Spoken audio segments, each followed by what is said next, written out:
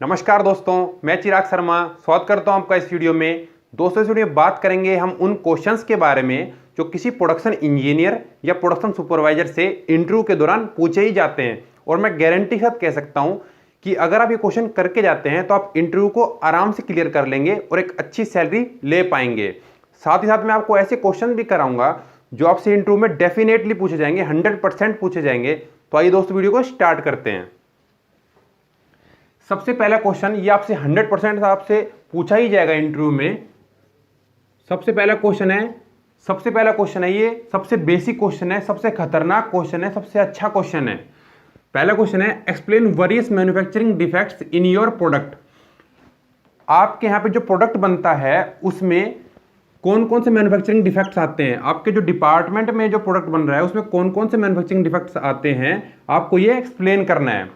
तो दोस्तों, मैं आपको बताता चलूं कि कोई भी जब डिफेक्ट आता है तो उसके पीछे पर्टिकुलर रीजन होते हैं, पर्टिकुलर कोज होते हैं जिस वजह से वो जनरेट हो रहा है। तो ये जो कोजेज हैं आपको ये याद करके जाने कि किन किन कारणों की वजह से आपका प्रॉब्लम आ रहा है और उनको आप सॉर्ट आउट कैसे करेंगे। अगर ये प्रॉब्लम जनरेट होती हैं तो आप उनको सोल्व कैसे करेंगे, उनकी रेमेडी क्या है, उनका सॉल्यूशन क्या है, ये आपको याद करके जाने। ये आपसे पूछा ही जाएगा इंटरव्यू में। तो जितना आप इसको डीप स्टडी करके जाएंगे और जितना डीपली एक्सप्लेन करेंगे उतना ही आपके लिए अच्छा होगा। इसके लिए मैं आपको सजेशन देना चाहूँगा। सजेशन दोस्तों ये है कि जैसे आप जहाँ भी काम करते हैं वहाँ पे आपके सामने रोज़ अलग अलग टाइप के डिफेक्ट्स आते होंगे, प्रॉब्लम्स आती होंगी। तो आपको क्या करना है दोस्तों, आपको डेली बेसिस पे नोट्स बनाने हैं कि कौन कौन से प्रॉब्लम आ रहे हैं, आपने उनको कैसे कैसे ठीक कर रहे हैं, क्या क्या कॉजेज हैं। तो इससे क्या होगा, अगर आप डेली बेसिस पे नोट्स बनाएंगे तो आपके पास क्या होगा, कुछ टाइम के बाद आपके पास एक अच्छे खासे नोट्स तैयार हो जाएंगे, जिससे आप क्या करेंगे, जब आप नेक्स्ट इंटरव्यू देने जाएंगे तो आप इजीली, आपके पास कॉन्फिडेंस भी हाई होगा, आप इजीली इसको क्रैक कर पाएंगे। तो आइए दोस्तों, अगला क्वेश्चन देखते हैं। तो दोस्तों, नेक्स्ट क्वेश्चन है आपका प्रोसेस पैरामीटर के ऊपर। प्रोसेस पैरामीटर वाला क्वेश्चन भी आपसे 100% पूछा जाएगा इंटरव्यू में। पहले आपको बता देता हूं कि प्रोसेस पैरामीटर होता क्या है। तो दोस्तों, किसी भी प्रोडक्ट को बनाने के लिए एक डेफिनेट प्रोसेस होती है। प्रोसेस के बारे में बताऊं तो जैसे प्रोसेस हो गई आपकी, जैसे बोलूं तो इंजेक्शन मोल्डिंग, कास्टिंग, ये सब आपकी क्या है, ये आपकी प्रोसेस में आ जाती हैं। Injection moulding, casting, welding, painting, ये सब आपकी प्रोसेस होती है किसी प्रोडक्ट को बनाने के लिए। और इनके क्या होते हैं, एक कुछ पैरामीटर्स होते हैं। पैरामीटर्स जैसे एग्जांपल दूं तो जैसे टेम्परेचर, प्रेशर, ये सब हो गए पैरामीटर। तो किसी प्रोसेस के कुछ डेफिनेट पैरामीटर होते हैं, इसको बोलते हैं प्रोसेस पैरामीटर। इसके ऊपर भी आपसे क्वेश्चन पूछा ही जाएगा। तो इसके लिए मैं आपको एग्जांपल से समझाता हूं कि जैसे मान लीजिए आप एक ऐसी कंपनी में काम करते हैं जहां मार्कर बनता है, और उस मार्कर को बनाने के लिए एग्जांपल ले लेते हैं कि वहां पे इंजेक्शन मोल्डिंग प्रोसेस यूज होती है। तो इंजेक्शन मोल्डिंग हो गया आपकी प्रोसेस। और इसके लिए अगर हम बात करें पैरामीटर के बारे में, तो इंजेक्शन मोल्डिंग में दोस्तों पैरामीटर होते हैं इंजेक्शन प्रेशर,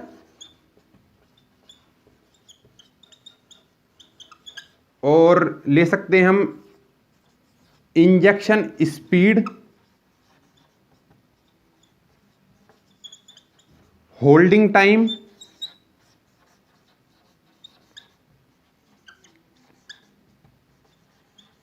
और होल्डिंग प्रेशर।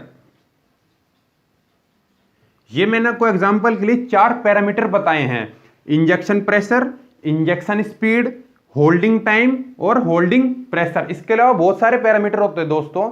तो इसमें क्या होता है कि आपकी एक डेफिनेट वैल्यू होती है, जैसे कि मुझे इस प्रोडक्ट को बनाने के लिए कितना इंजेक्शन प्रेशर देना होगा, कितनी स्पीड मेंटेन करनी होगी, किस टाइम पे उसको होल्ड करना होगा। तो ये सब हो गए इसके पैरामीटर। और अगर मैं एग्जांपल ले लेता हूं, दूसरा एग्जांपल ले लेता हूं कि मान लीजिए मैं एक ऐसी कंपनी में काम करता हूं जहां कास्टिंग होती है। कास्टिंग क्या हो गई, एक प्रोसेस हो गई, और वहां पे मान लीजिए मार्कर बनता है। तो कास्टिंग प्रोसेस हो गई हमारी और प्रोडक्ट हो गया हमारा मार्कर। और इसके पैरामीटर हमारे क्या क्या हो सकते हैं, अगर कास्टिंग प्रोसेस है तो उसके पैरामीटर होते हैं दोस्तों पोरिंग टेम्परेचर, जो आपका मेटल जो होता है तो उसका पोरिंग टेम्परेचर, पोरिंग टेम्परेचर हो गया, पोरिंग स्पीड हो गया, डाई टेम्परेचर हो गया और मेटल टेम्परेचर ले सकते हैं आप। ये सब, इसके अलावा बहुत सारे पैरामीटर्स होते हैं, लेकिन मैंने कोई एग्जांपल के लिए बताया है। Pouring temperature, pouring speed, die temperature, metal speed, ऐसे बहुत सारे पैरामीटर होते हैं। तो इनकी क्या है, डेफिनेट वैल्यू होती है कि जैसे कि मुझे पोरिंग टेम्परेचर कितना रखना है, जैसे मान लीजिए 1000 डिग्री सेल्सियस है या 600 डिग्री सेल्सियस है। तो ये सब क्या है, पैरामीटर्स हो गए, इनकी वैल्यू आपको याद करनी पड़ेगी। जैसे कितनी स्पीड हमें मेंटेन करनी है, कितना डाई का टेम्परेचर हमें मेंटेन करना है, कितने एंगल पे हमें कोई कास्टिंग करनी है, ये सब आपको याद करना होगा। तो ये सब आपसे पूछा जाएगा इंटरव्यू में, ये आपको याद करना होगा। इसके अलावा नेक्स्ट क्वेश्चन है दोस्तों, तो दोस्तों नेक्स्ट क्वेश्चन है, name some kaizens that you did in your company. मतलब कि आपको यहां पे कुछ ऐसे काइजन्स के बारे में बताना है जो आपने अपनी कंपनी में इंप्लीमेंट किए हैं। तो दोस्तों ये वाला क्वेश्चन आपसे 100% पूछा जाएगा इंटरव्यू में। इस तरह का क्वेश्चन इसलिए पूछा जाता है दोस्तों, ताकि इंटरव्यूअर देखना चाहता है कि आप शॉप फ्लोर पे कितने एक्टिव रहते हैं। तो दोस्तों इसके लिए आपको सजेस्ट करूंगा कि कम से कम 7 से 8 काइजन आप याद करके जाइए जो आपने इंप्लीमेंट किए हैं। अगर आपने इंप्लीमेंट नहीं भी किए हैं तो आपके सीनियर या आपके कलीग्स ने कुछ ना कुछ काइजन तो इंप्लीमेंट किए होंगे, आप उनको याद करके जाइए कि पहले प्रॉब्लम क्या थी, उसको सॉर्ट आउट कैसे किया गया और क्या काइजन किया गया। ये आपको डीपली पढ़ के जाना है कि क्या काइजन किया, इससे क्या इंप्रूवमेंट हुआ, ये आपको पढ़ के जाना है, याद करके जाना है, क्योंकि ये पूछा जाएगा आपसे। तो दोस्तों नेक्स्ट क्वेश्चन है आपका, how will you increase the production. आप प्रोडक्शन को कैसे इंक्रीज करेंगे, आप कौन से मेथड्स लगाएंगे जिस हिसाब से आपका प्रोडक्शन इंक्रीज हो जाए, इंप्रूव हो पाए। तो इसके लिए कुछ आपको मैं मेथड्स बताता हूं। आई will provide sufficient raw material tools on machine. मतलब कि मैं मशीन पे रॉ मटेरियल और टूल्स को अवेलेबल कराऊंगा। आपने कई बार देखा होगा दोस्तों, कई बार हमारी मशीन पे रॉ मटेरियल और टूल्स अवेलेबल नहीं होते, जिसकी वजह से हमारी मशीन खड़ी रहती है। तो इस चीज को हम खत्म करेंगे, इससे हमारा प्रोडक्शन बढ़ जाएगा। अगला पॉइंट है, I will do time study and reduce the cycle time. मतलब कि मैं टाइम स्टडी करूंगा और साइकिल टाइम को रिड्यूस करूंगा। अगर साइकिल टाइम को रिड्यूस कर देंगे तो ऑटोमेटिकली हमारा प्रोडक्शन इंक्रीज हो जाएगा, इंप्रूव हो जाएगा। दोस्तों आपको बताता चलूं कि टाइम स्टडी करने के लिए जो हम इक्विपमेंट यूज करते हैं, जो इंस्ट्रूमेंट यूज करते हैं, उसको बोलते हैं स्टॉप वॉच। क्या बोलते हैं? Stop watch. एक और पॉइंट है दोस्तों कि आप प्रोडक्शन कैसे बढ़ाएंगे। I will make best plant layout for machines and set them as according to next process. This will reduce transportation waste and motion waste. मतलब कि जब हम प्लांट लेआउट इस हिसाब से बनाएंगे, प्लांट लेआउट में हम इस हिसाब से मशीन्स को अरेंज करेंगे, इस हिसाब से सेट करेंगे कि जो हमारी मशीन है वो हमारी नेक्स्ट प्रोसेस के हिसाब से लगेंगी। जैसे कि एग्जांपल के लिए बता देता हूं आपको कि जैसे मान लीजिए पहली प्रोसेस यहां हो रही है, फिर दूसरी प्रोसेस, फिर तीसरी प्रोसेस, एक सीक्वेंस में होगी। ऐसे नहीं कि पहली प्रोसेस आपकी यहां हो रही है, फिर दूसरी प्रोसेस के लिए आपको इतना दूर जाना पड़ रहा है, फिर वापस तीसरी प्रोसेस के लिए वापस आना पड़ रहा है। वो गलत है। उससे क्या होगा, आपका ट्रांसपोर्टेशन वेस्ट होगा, मोशन वेस्ट होगा। तो ये आपको खत्म करना है। इस हिसाब से प्लांट लेआउट को इस हिसाब से सेट करना है मशीन को कि हमारी नेक्स्ट प्रोसेस के अकॉर्डिंग आपकी मशीनें सेट रहें, ताकि आपका ट्रांसपोर्टेशन वेस्ट और मोशन वेस्ट खत्म हो जाए।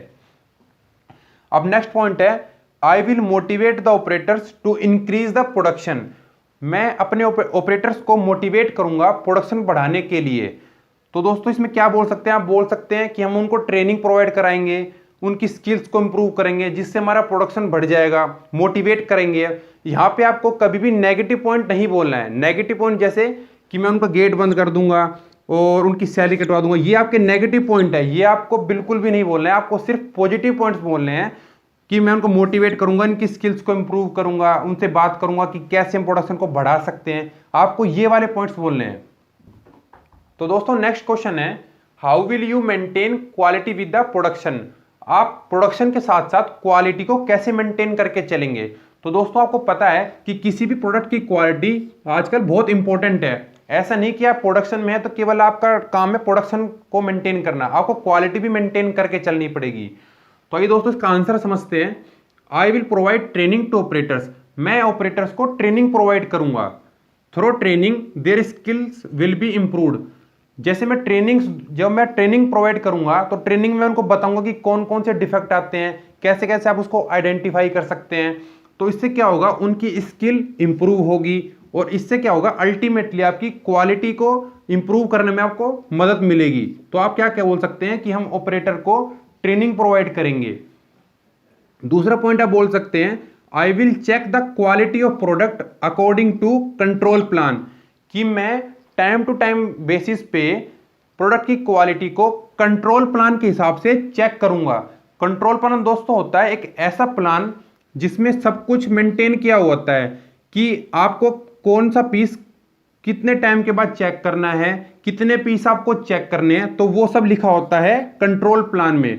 तो आप ये बोल सकते हैं कि मैं प्रोडक्ट की क्वालिटी को कंट्रोल प्लान के हिसाब से चेक करूंगा। अगला है दोस्तों आई will make a good communication channel with the operator, मतलब कि मैं ऑपरेटर्स के साथ एक अच्छा कम्युनिकेशन चैनल सेटअप करूंगा, एक अच्छी कम्युनिकेशन सेटअप करूंगा। इससे क्या होगा कि जब भी हमारा कोई प्रोडक्ट में इशू आएगा, कोई भी प्रोडक्ट की क्वालिटी अगर खराब आती है, कोई भी डिफेक्ट आपका आता है, तो ऑपरेटर क्या करेगा, वो मशीन को स्टॉप करेगा, मशीन को रोक देगा और डायरेक्टली आपको इन्फॉर्म करेगा। तो दोस्तों ये थे आपके पॉइंट्स जो आप बोलने हैं किसी भी इंटरव्यू में, अगर आपसे ये क्वेश्चन पूछा जाता है तो दोस्तों अभी हमारे कुछ मेन क्वेश्चन बचे हुए हैं, लेकिन उन मेन क्वेश्चंस को करने से पहले हम कुछ ऐसे बेसिक क्वेश्चंस देखेंगे जो अक्सर हमसे इंटरव्यू में पूछे ही जाते हैं, और अक्सर हम क्या करते हैं कि उन क्वेश्चंस को इग्नोर कर देते हैं, और अगर हम उनका गलत जवाब देते हैं तो हमारी पर्सनैलिटी का इंटरव्यूअर के माइंड में बहुत नेगेटिव इंपैक्ट पड़ता है। तो आइए हम पहले उन्हीं क्वेश्चंस को कर लेते हैं। सबसे पहला है कॉम्पिटिटर्स। तो दोस्तों आपको पता है कि हर कंपनी की कुछ ना कुछ कॉम्पिटिटर कंपनियां होती हैं। जैसे अगर मैं बात करूं सैमसंग मोबाइल की, तो सैमसंग की कॉम्पिटिटर कंपनियां कौन कौन सी हैं, नोकिया, वीवो। ऐसे ही आपकी कंपनी के भी काफी कॉम्पिटिटर कंपनियां होंगी, वो आपको याद कर लेना है, ये आपसे पूछा जाएगा इंटरव्यू में। आगे complete knowledge of your product. दोस्तों आपको अपने प्रोडक्ट की कंप्लीट नॉलेज होनी चाहिए कि आपका प्रोडक्ट का फंक्शन क्या है, वो कैसे यूटिलाइज होता है, उसके अंदर कौन कौन सी सब असेंबलीज लग रही हैं, उनका फंक्शन क्या है, तो ये आपको कंप्लीट नॉलेज होनी चाहिए। आगे basic knowledge about interviews company. दोस्तों आपको क्या करना है कि आप जहां भी इंटरव्यू देने जाने वाले हैं उस कंपनी में क्या क्या प्रोडक्ट बनता है और वो प्रोडक्ट किस किस को सप्लाई होता है, ये आपको नॉलेज ले लेनी है, ये आपको काफ़ी हेल्प करेगा इंटरव्यू में। आगे रिज्यूमे। दोस्तों कई बार क्या होता है कि हम अपने रिज्यूमे को इग्नोर कर देते हैं कि हमने क्या क्या डिटेल्स भरी हैं, हमने वहाँ पे क्या क्या अचीवमेंट्स डाली हैं, क्या क्या हॉबीज डाली हैं, क्या क्या प्रोजेक्ट पे काम किया है। तो आप इनको एक बार ढंग से पढ़ के जाइए रिज्यूमे को, क्योंकि आपसे रिज्यूमे के ऊपर क्वेश्चन पूछा ही जाएगा। आगे जॉब रेस्पॉन्सिबिलिटीज। दोस्तों आपसे ये वाला क्वेश्चन जरूर पूछा जाता है कि आपकी जॉब रेस्पॉन्सिबिलिटीज क्या क्या है, तो आप इनको याद करके जाइए। आगे basic knowledge of measuring instruments. दोस्तों कुछ बेसिक ऐसे इंस्ट्रूमेंट्स होते हैं जो सभी से पूछे जाते हैं, जैसे कि वर्नियर कैलिपर, माइक्रोमीटर, तो इनकी जरूर बेसिक नॉलेज जरूर लेके जाइए। साथ में इनका लीस्ट काउंट क्या होता है ये भी आप याद करके जाइए, और साथ ही साथ आपके काम से रिलेटेड, आपकी जॉब से रिलेटेड जो भी इंस्ट्रूमेंट यूज होते हैं उनकी भी आप बेसिक नॉलेज जरूर लेके जाइए। आगे मशीन्स इन योर डिपार्टमेंट। तो दोस्तों आपके डिपार्टमेंट में जो जो मशीन लगी हुई है उनकी आपको कंप्लीट नॉलेज होनी चाहिए कि आपके यहाँ कौन कौन सी मशीन लगी हुई है, और वो मशीन जो आपके यहाँ लगी हुई है उनकी मैन्युफैक्चरिंग कंपनी कौन कौन सी है, ये जरूर आपको याद होना चाहिए, क्योंकि आपसे इंटरव्यू में पूछा जाता है ये क्वेश्चन। आगे complete knowledge of present company. आप जिस कंपनी में काम कर रहे हैं उसकी आपको कंप्लीट नॉलेज लेनी है। आपको क्या करना है दोस्तों, आपको अपने डिपार्टमेंट की कंप्लीट नॉलेज लेनी है और बाकी डिपार्टमेंट की थोड़ी थोड़ी नॉलेज लेनी है, क्योंकि कंप्लीट नॉलेज पूरे प्लांट की कोई नहीं ले सकता। इसलिए आपको क्या करना है, अपने डिपार्टमेंट की कंप्लीट नॉलेज लेनी है और बाकी डिपार्टमेंट की थोड़ी थोड़ी बेसिक नॉलेज जरूर ले लेनी है। इससे आपके एक्टिवनेस का पता चलता है। और साथ में आपको कुछ क्वेश्चंस और बता देता हूं।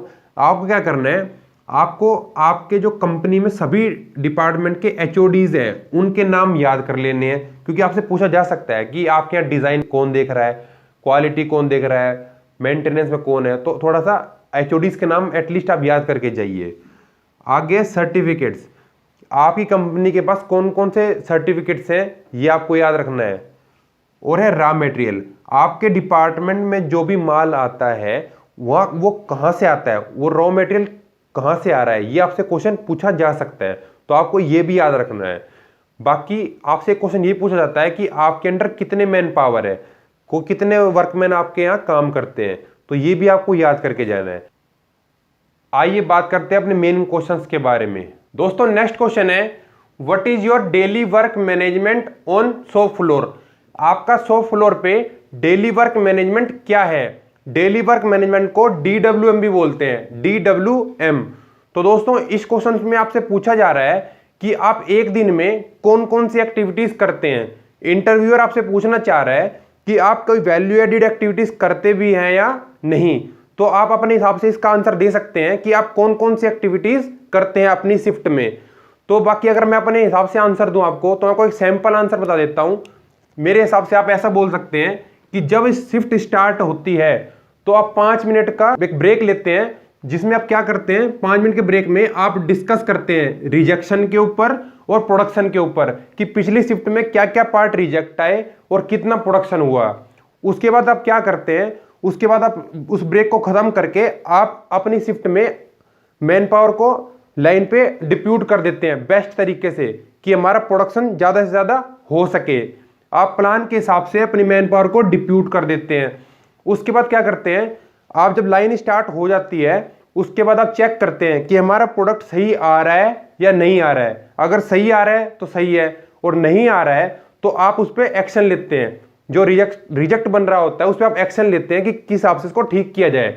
जब उसको ठीक कर देते हैं, जब सब कुछ सही चल रहा होता है, तो आप क्या करते हैं, आप अपनी डॉक्यूमेंटेशन प्रोसेस को पूरा करते हैं। जो भी आपको डॉक्यूमेंट्स दिए गए हैं उनको आप भरते हैं।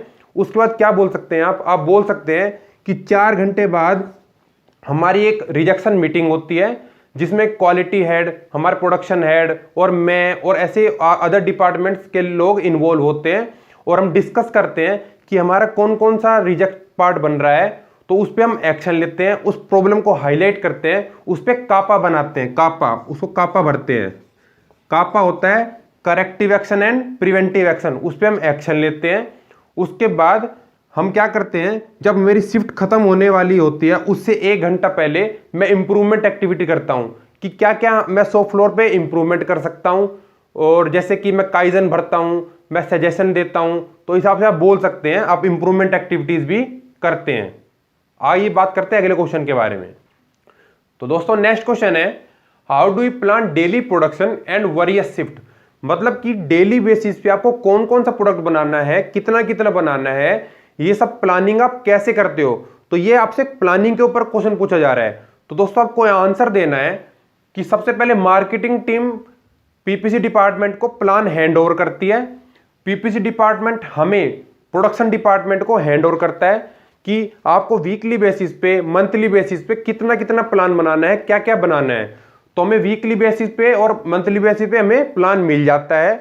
अब हम क्या करते हैं, वीकली बेसिस पे जो हमें प्लान मिला है इसको डिवाइड करते हैं डेली बेसिस पे कि हम डेली बेसिस पे ये पार्ट बनाएंगे, इतना इतना बनाएंगे, और उस डेली बेसिस को भी हम 3 शिफ्टों में डिवाइड कर लेते हैं, ए बी सी, कि ए शिफ्ट में ये बनेगा, बी शिफ्ट में ये बनेगा, सी शिफ्ट में ये बनेगा।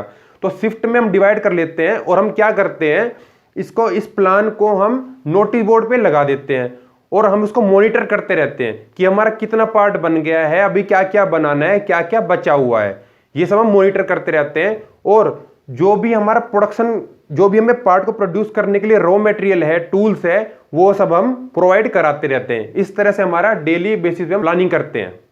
आइए दोस्तों बात करते हैं नेक्स्ट क्वेश्चन के बारे में, how will you handle a difficult operator. आप एक डिफिकल्ट ऑपरेटर को कैसे हैंडल करेंगे। तो दोस्तों ये एक मैन पावर हैंडलिंग का क्वेश्चन है, और जब भी आप प्रोडक्शन इंजीनियर का इंटरव्यू देने जाएंगे तो आपसे मैन पावर हैंडलिंग के ऊपर काफी क्वेश्चन पूछे जाएंगे, तो आप इसके लिए पहले प्रिपेयर होके जाइए। तो बात करते हैं इस क्वेश्चन के बारे में, डिफिकल्ट ऑपरेटर। डिफिकल्ट ऑपरेटर मतलब एक अड़ियल स्वभाव का ऑपरेटर जो आपकी बात नहीं मानता, तो आप ऐसे बंदे को कैसे हैंडल करेंगे। तो दोस्तों यहाँ पे आपको कोई नेगेटिव जवाब नहीं देना है, आपको यहाँ पे केवल पॉजिटिव रिस्पॉन्स करना है कि मैं क्या करूंगा, मैं पहले उस ऑपरेटर को समझाऊंगा, उसकी काउंसलिंग करूंगा और उससे पूछूंगा कि उसको कहाँ काम करने में दिक्कत आ रही है। यहाँ पे मतलब मैं सब पॉजिटिव चीजें ही बोलूंगा कि मैं सही समझाऊंगा, काउंसलिंग करूंगा, उसको मोटिवेट करूंगा, तभी क्या करेंगे धीरे धीरे उसमें इंप्रूवमेंट आने लगेगा। तो आपको इस तरह से पॉजिटिव रिस्पॉन्स देना है। आइए बात करते हैं अगले क्वेश्चन के बारे में। नेक्स्ट क्वेश्चन है what is production and productivity. Production और प्रोडक्टिविटी क्या होते हैं। कई बार आपसे यह भी पूछा जा सकता है कि प्रोडक्शन और प्रोडक्टिविटी में क्या डिफरेंस होता है। तो आइए बात करते हैं प्रोडक्शन के बारे में। It is a process of converting raw materials और इनपुट इनटू फिनिश्ड गुड्स और प्रोडक्ट। मतलब कि ये एक ऐसी प्रोसेस होती है जिसमें आप रॉ मटेरियल्स या इनपुट को किस में कन्वर्ट करते हो, फिनिश्ड गुड या प्रोडक्ट में, उसको बोलते हैं प्रोडक्शन। मतलब इसमें कन्वर्ट किया जाता है, रॉ मटेरियल्स या इनपुट को फिनिश्ड गुड में कन्वर्ट किया जाता है प्रोडक्शन में। जबकि अगर प्रोडक्टिविटी की बात करें, it is a measure of how efficiently all resources are utilised for converting input into output. Simply we can say productivity is the ratio of output to the input. मतलब इसको आराम से समझिए कि इनपुट को आउटपुट में बदलने के लिए, इनपुट को आउटपुट में बदलने के लिए आप कुछ ना कुछ रिसोर्सेज का इस्तेमाल करते हैं। क्या करते हैं, रिसोर्सेज का इस्तेमाल करते हैं। तो उन रिसोर्सेज को आप कितना बेहतर तरीके से यूटिलाइज कर सकते हैं उसको बोलते हैं प्रोडक्टिविटी। मतलब कि इनपुट को आउटपुट में बदलने के लिए जो आप रिसोर्सेज यूज कर रहे हैं, जो आप रिसोर्सेज यूज कर रहे हैं उनका आप कितने बेहतर तरीके से यूटिलाइजेशन कर सकते हैं उसको बोलते हैं प्रोडक्टिविटी। अगर मैं सिंपल मैनर में कहूं तो आउटपुट अपॉन इनपुट ये होता है प्रोडक्टिविटी। आउटपुट अपॉन इनपुट इसको बोलते हैं प्रोडक्टिविटी। अब नेक्स्ट क्वेश्चन देखते हैं, what are the types of production system. Production system कितने टाइप के होते हैं। तो दोस्तों ये 4 टाइप के होते हैं, mass production system, batch production system, job shop production system और project type production system. 4 type के हैं दोस्तों। इनको आप मैं अभी ब्रीफली बता रहा हूं कि 4 टाइप्स के होते हैं। इनके ऊपर एक स्पेशल वीडियो बनाऊंगा जिसमें आपको पूरा डीपली बताऊंगा कि बैच टाइप में क्या होता है, जॉब शॉप में क्या होता है, मास टाइप कैसा होता है। इसके ऊपर बहुत वीडियो लंबी हो जाएगी, इसलिए मैं आपको ब्रीफ में बता रहा हूं कि 4 टाइप के होते हैं। आइए नेक्स्ट क्वेश्चन के ऊपर आइए दोस्तों बात करते हैं नेक्स्ट क्वेश्चन के बारे में। What is the difference between jig and fixture. Jig और फिक्सचर में क्या डिफरेंस होता है। तो दोस्तों ये जो जिग और फिक्सचर वाला क्वेश्चन है ये आपसे जब पूछा जाता है जब आपको इंडस्ट्री में ज्यादा एक्सपीरियंस ना हुआ हो, जैसे आपको 1 या 2 साल हुए हो या आप फ्रेशर हो, तब आपसे ये क्वेश्चन ज्यादा पूछा जाता है जिग और फिक्सचर में क्या डिफरेंस है। तो आइए दोस्तों बात करते हैं जिग के बारे में। जिग जो होता है दोस्तों वो वर्क पीस को होल्ड करता है, पोजीशन करता है और कटिंग टूल को गाइड भी करता है। ये ध्यान रखिएगा, ये क्या करता है, वर्क पीस को होल्ड करता है, पोजीशन करता है और कटिंग टूल को गाइड करता है। जबकि अगर फिक्सचर की बात करूं तो फिक्सचर क्या करता है, वर्क पीस को होल्ड करता है, पोजीशन करता है पर कटिंग टूल को गाइड नहीं करता। ये सबसे बड़ी चीज आपको याद रखनी है कि बाकी काम तो सेम है, जैसे वर्क पीस को होल्ड करना, पोजीशन करना, ये दोनों में सेम है, लेकिन ये जिग जो होता है वो कटिंग टूल को गाइड करता है और फिक्सचर गाइड नहीं करता। अब नेक्स्ट डिफरेंस देखते हैं। जो जिग होता है वो कौन कौन से ऑपरेशन करने के लिए यूज में होता है, वो करवाता है ड्रिलिंग, रीमिंग, टेपिंग और काउंटर बोरिंग ऑपरेशन, ये जिग की मदद से किया जाता है।